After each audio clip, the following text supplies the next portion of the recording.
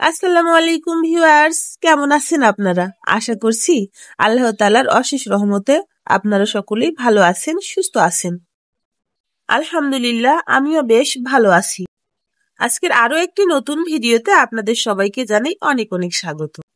আজকে আমি নতুন ডিজাইনের একটি ফুলের ঝাড় আপনাদের মাঝে শেয়ার করলাম। আশা করি ভিডিওটি আপনাদের ভালো লাগবে।